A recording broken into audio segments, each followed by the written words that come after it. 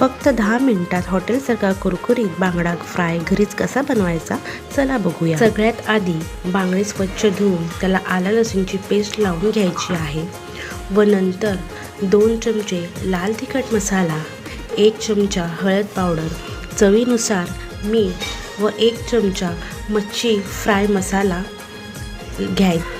आता आपल्याला ह्यात लिंबाचा रस घ्यायचा आहे। लिंबाचा रस नसेल तर तुम्ही कोकमचं आगळसुद्धा वापरू शकता।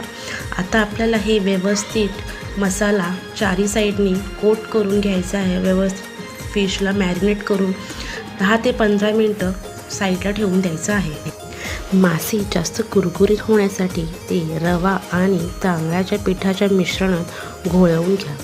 आता गरम तव्यावर तेल सोडून मंद आचेवर दोन्ही बाजूनी छान खरपूस फ्राय करून घ्यायचे आहेत। बघा आपला गरमागरम आणि क्रिस्पी बांगडा फ्राय तयार आहे।